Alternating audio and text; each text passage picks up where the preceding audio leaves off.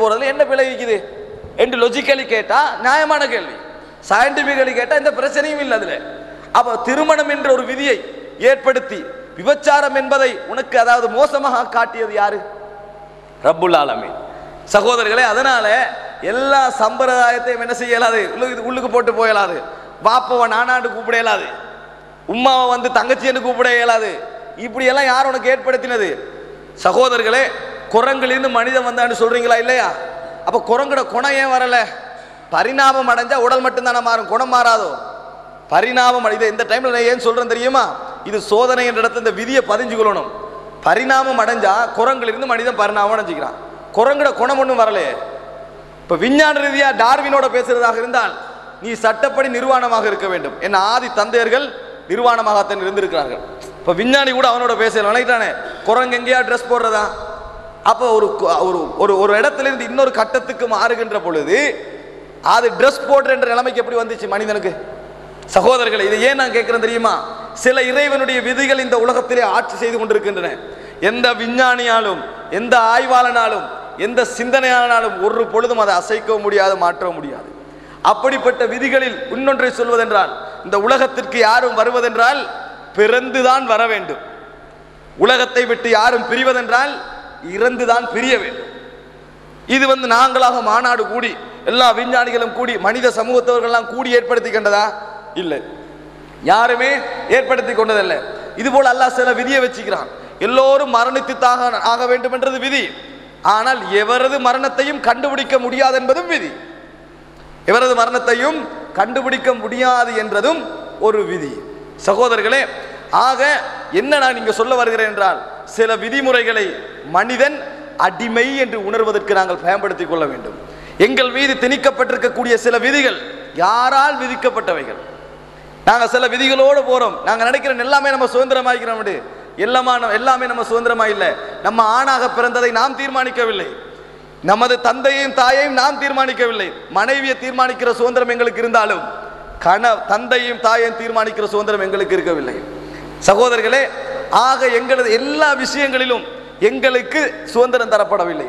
அல்லாஹு தாலா இப்படி சில பௌதிக விதிகளை ஏற்படுத்தியது போன்று இந்த உலகத்திலே சில அதாவது இயல்பு ரீதியான விதிகளை ஏற்படுத்தி இருக்கிறான். அதில் ஒன்றுதான் வலனபுலுவன்னகும் பிஷைஇம் மினல் ஹௌஃபி வல் ஜூஇ வனக்ஸ், அதாவது அல்லதி ஹலகல் மௌத வல் ஹயாத லியபுலுவக்கும் அய்யுக்கும் அஹ்ஸனு அமலா.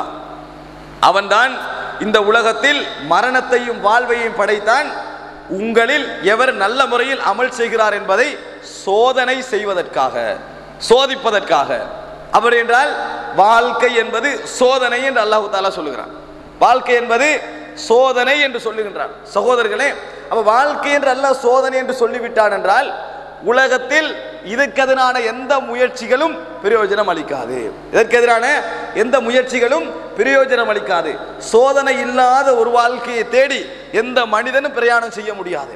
எந்த சொத்துக்களும் எந்த வசதிகளும் எந்த பதவிகளும் எல்லா விதமான ஆடம்பரங்களும் ஒரு மனித வாழ்க்கையிலிருந்து சோதனைகளை அகற்றிவிட முடியாது. அன்பே உருவான ஒரு மனைவி கிடைத்தாலும், அன்பே உருவான பிள்ளைகள் கிடைத்தாலும், முழு உலகமும் கையின் கீழ் வந்தாலும், ஆட்சி அதிகாரம் எமக்கு கீழ் இருந்தாலும், சோதனை துன்பம் என்கின்ற அந்த விதியிலிருந்து எவர்களாலும் தாண்ட முடியாது. அதை பட்டுப்பட்டு தான் இருக்கும் அந்த லிங்க். அது என்ன செய்யும்? அந்த காத்து நம்மளை அடித்து கொண்டே தான் இருக்கும். எப்படி எப்படியெல்லாம் அல்லாஹ் சோதனை எழுதி வைத்திருக்கிறான். எங்களை ரோட்ல வந்த வாழ்க்கை என்ற பாதையில் சோதனை விட்டு தப்பியவர்கள் யாருமே இல்லை. சோதனை என்பது வந்தே ஆகும் என்பதை விதியாக சொல்லிக் கொள்ள வேண்டும். சகோதரர்களே, அதான எல்லாருக்கும் தெரியுமே நினைக்க கூடாது. ஏன் தெரியுமா அதை திருப்பி திருப்பி சொல்லணும்? எங்களுடைய முயற்சிகளை பாருங்க பாப்போம். எப்பையும் ராகத்து பெற மாதிரி ஒரு முயற்சியை நாங்கள் செஞ்சுட்டு இருக்கிறோம். 60 வருஷ வாழ்க்கை அல்லாஹ் தஆலா எழுதிக்கிறான். தாரத்தை எடுப்போம், போறத்தை பொறுப்போம் என்று இல்லை. எப்படி தான் இருக்குது?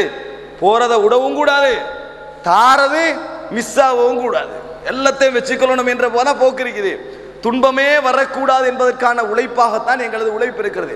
நம்ம உழைக்கிறோமே, உழைப்பு கடையிலையோ அல்லது எங்கெங்கெல்லாம் உழைக்கிறோமே, இந்த உழைப்புல வெறுமனே சாப்பிட்றதும் உடுக்கிறது மட்டுமா இருக்குது? நிறைய விஷயங்கள் இருக்குது. என்னது? ஊட்ட கட்டணும், ஊட்ட கட்டி இப்படியா கரண்ட் எடுத்துடணும், அதன் பின்னால் அந்த புள்ளைகளை அங்கே வச்சிடணும், அதுக்கு பின்னால் என்னென்ன பிரச்சனைகள் வாழ்க்கையில் இருக்குது, இவைகள் எல்லாம் தீர்த்து விட வேண்டும். அல்ஹம்துலில்லாஹ் நிம்மதியாக இருக்கலாம். இப்படித்தான் நினைத்து மனிதன் ஓட்டிக்கொண்டிருக்கிறானே ஒழிய அப்படி ஒரு நிம்மதி வராதுன்னு யாரும் நினைக்கிறது இல்லை.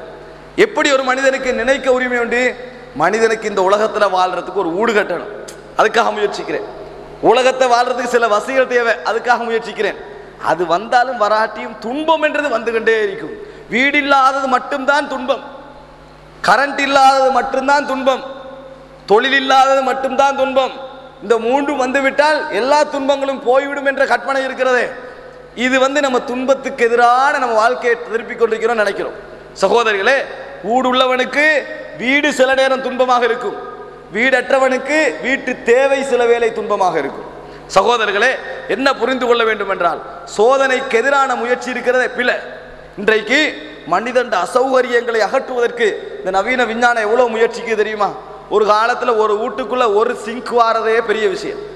ஒரு சிங்க் வாரது இன்றைக்கு ஒரு வீட்டில் 3 சிங்க், இங்கே ஒரு சிங்க், அங்கே ஒரு, என்ன திருப்பினா டயர்ட் ஆகப்படாதுக்காக வேண்டி அங்கிருந்து இங்கே வந்து திறக்கணுமே அதுக்காக வேண்டி இருந்தும் அங்கே போகிறதுக்கு ஒரு மெஷின் கண்டுபிடிச்சா கூட என்னது நடந்து இப்படி போகிறதுக்கு என்னது ஒரு மெஷின் கண்டுபிடிச்சா கூட மனிதன் அதை கூட நீக்கிற அளவில் இன்றைக்கு வளர்ந்துக்கிறான். அதை கூட நீக்க வேண்டும் என்ற அளவில் என்னது வளர்ந்துக்கிறான். அப்படி அது அந்த மனிதன் அசௌகரியம், அந்த அசௌகரியத்தை இல்லாமலாக்குவதற்காக என்னதெல்லாம் பாடுபடுறான் என்பதை நீங்கள் பார்த்தீர்கள் என்று சொன்னால் பிழை இல்லை, அதில் எந்த பிழையும் இல்லை. ஆனால் ஒரு வீட்டில் நீங்கள் பாருங்க பாப்போம், துன்பத்தை அகற்ற விஷயத்தில் என்ன முயற்சிக்க முடியும்? லட்சக்கணக்கான முயற்சிக்கு துன்பத்தை அகற்ற விஷயத்தில். சகோதரர்களே, என்ன புரிந்து கொள்ள வேண்டும் தெரியுமா? சோதனை என்பது வந்து கொண்டே இருக்கு. எப்படியாவது இந்த பிள்ளைகளை கல்யாணம் முடிச்சு கொடுத்துட்டா நிம்மதியாக இருக்கலாம், இருப்பீங்க.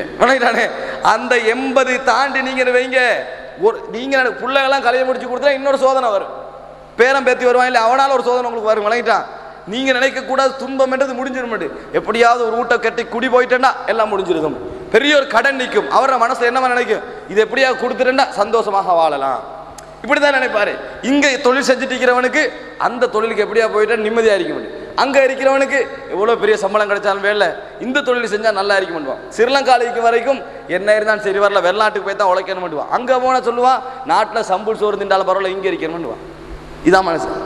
துன்பம் என்பதை தான் இருக்கின்ற எல்லா நிலைகளிலும் மனிதனுக்கு வரும் என்று முதலாவது நாங்கள் புரிந்து கொள்ள வேண்டும்.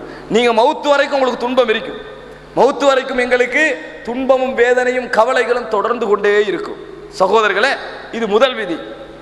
இரண்டாவது, நல்லவர்களுக்கு சோதனை குறைவு என்ற சிந்தனை. இது நாங்கள் தொழுதோம் என்றால், நோன்பு பிடித்தோம் என்றால், ஜக்காத்து ஹஜ்ஜி போன்ற அமல்களில் ஈடுபட்டோம் என்றால் நல்ல இபாதத்தாளிகளாக வாழ்கிறோம். சிகரெட் புகைப்பதில்லை, சாராயம் குடிப்பதில்லை, விபச்சாரம் இல்லை, பொய் இல்லை, களவு இல்லை, இந்த மாதிரி ஏமாற்றுக்கள் இல்லை, நேர்மையாக நடக்கிறோம். இந்த மாதிரி வாழுகின்ற மனிதர்களுக்கு சோதனை குறைவு. அல்லாஹ் அற்புதமாக காப்பாற்றி விடுவான். இந்த உலகத்தில் சில சோதனை இருக்குது, உலகத்தில் சில இழப்புகள் இருக்குது, அல்லாஹ் தஆலா வச்ச விதிகள் இருக்குது, இதெல்லாம் அல்லாஹ் அற்புதமாக காப்பாற்றி விடுவான். ஊரில் ஒரு டெங்கு பரவுது என்றால் இவட பிள்ளைக்கு டெங்கு வராது. ஏன்? நல்ல மனிதராக வாழுகிறார். வளையிட்டானே, டெங்கு வந்தா கூட அவசரமா என்ன செஞ்சிடும், போய்விடும். அல்லாஹ் தஆலா அவசரமா இல்லாமல் ஆக்கிடுவான். இப்படி கொஞ்சம் பேர் கற்பனை இருக்குது. இது தவறான கற்பனை, இஸ்லாத்தை பற்றி புரியாத ஒரு கற்பனை. உலக சோதனைகள் இருக்குதானே, அல்லாஹ் தஆலா இந்த பூமியில வச்சிருக்கிற சோதனைகள், அழிவுகள், துன்பங்கள் எல்லாம் எல்லோருக்கும் சமானாக தான் சுழல வச்சுக்கிறான். எல்லாருக்கும் சரியா வருவது. வணங்கிட்டா ஒரு நல்லவருடைய புள்ள என்ன செய்யும், மௌத்தாக போகும். ஆகவே மோசமாவுடைய புள்ள பெரிய வயது வரைக்கும் வாழும். ஒரு நல்லவருக்கு நோய் வரா, ஒரு கெட்டவருக்கு நோய் வராது. நல்லவருக்கு அல்லாஹ் கேன்சர் நோயை கொடுத்து சோதிப்பான், கேன்சர் நோயை கொடுத்து சோதிப்பான். அவர் அவருக்கு கேன்சர் வந்திருக்கும், சர்வசாதாரணமாக குணமாகி இருக்கும். இவர் நல்ல மனிதராக இருப்பாரு, அல்லாஹ் தொடர்ந்து அந்த சோதனையை வச்சுக்கிட்டு இருப்பான், தொடர்ந்து அந்த சோதனையை வைத்துக் கொண்டிருப்பான். ஒரு காலமும் நல்லவருக்கு குறைவு, கெட்டவருக்கு கூடுதல் என்று இல்லை. அதனால எங்களுக்கு வேதனைகள் வரக்கொள்ள, நஷ்டங்கள் வருகின்ற பொழுது, துன்பங்கள் வருகின்ற பொழுது, நான் இவ்வளவு நல்லவனாக இருந்து எனக்கு வருதே நம்ம யோசிக்க கூடாது. இவ்வளவு நல்லவராக இருந்தும் எனக்கு வருதேன்னு யோசிக்க கூடாது. எவ்வளவு நல்லவனாக இருந்தாலும் சோதனை வரும். உலக சோதனைகள் இருக்குதானே, அது சமம். உலக சோதனைகள் அது சமனாகவே மனிதனுக்கு வரும். உலக துன்பங்கள் மனிதனுக்கு சமனாகவே வரும். இதுல எந்த இதுவும் இல்லை. சகோதரர்களை, இந்த நிலைப்பாடு இருக்கிறதுக்கு என்ன ஆதாரம் தெரியுமா? பஸ் ஸ்டாண்ட்ல நின்று இருப்பாங்க, இது நம்ம காதால கேட்ட விஷயங்கள். நின்றுட்டு இருக்க கூட டைம் லேட் ஆயிட்டீங்கன்னு வைங்களேன், அல்லாஹ் உதவி செய்வா, இன்ஷா அல்லாஹ் அல்லாஹ் உதவி செய்வா. உண்மை, இவர் அல்லாஹ் உதவி செய்வான்ட்டு என்ன எதிர்பார்க்கறது தெரியுமா? யாராவது அந்த சைடால காரால போவான்ட்டு வணங்கிட்டானே, பஸ் வராம யாராவது அந்த வேன்ல வந்துடுவான், யாராவது காரில் வந்துடுவா, அதான் எல்லாம் உதவி செய்வோம். இப்படியே வரலன்னு வைங்க, நம்மளோட பஸ்லேயே அவருக்கு ஏறி போனாங்கன்னா பழமையாக அவருக்கு